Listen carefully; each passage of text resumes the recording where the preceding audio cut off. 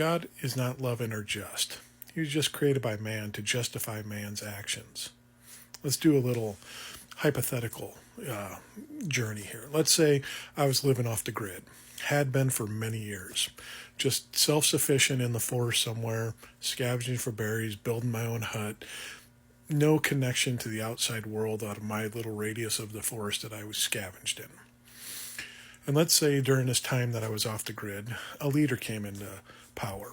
And this leader had one of his provisions being that everyone had to praise and laud him and just accept this leader as being the greatest leader ever, best that we've ever seen in this country at any time, and that anyone that denied this would be put in prison, and actually would probably be not a pleasant prison sentence, torturous, possibly even ending it all.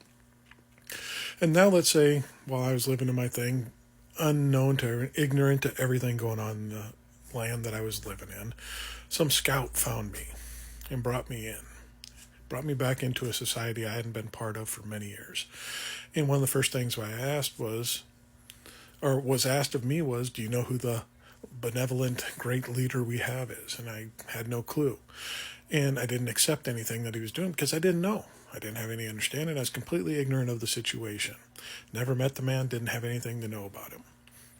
Would it be just for me to be punished for this? To be sent off, to be possibly tortured, possibly sent away forever? That's a good question to ask.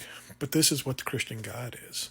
If people don't love him, don't accept him, don't adore him and bow the knee and worship him, even though he's never presented himself, never shown these individuals on their individual lives and their perspectives and what they've seen this love and benevolent God, they are destined, according to the believers, to be punished for eternity.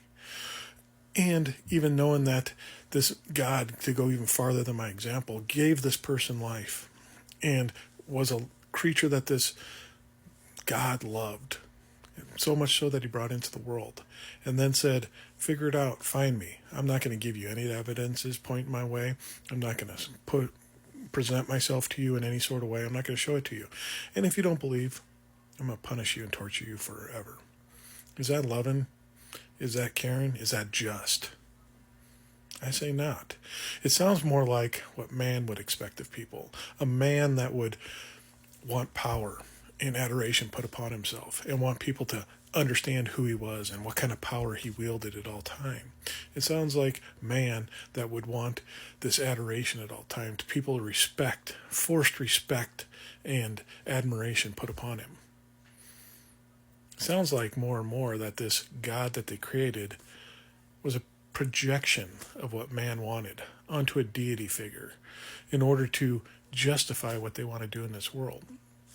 A God that would tell people to go against abortion, but yet would command his people in the Old Testament to execute pregnant women, children, dash them upon the stones. Many stories of this all over the place.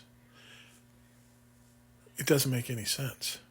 It just makes sense that man wants to do evil things in the world. Man wants to go out and eliminate races of people, eliminate tribes of people in the Old Testament so that they didn't have competition, that their God would be squelched and that they would be presented in a higher order. And in order to justify this awful behavior, they created a deity that commanded them to do it. They projected their own awful just characteristics onto this deity to justify all their actions.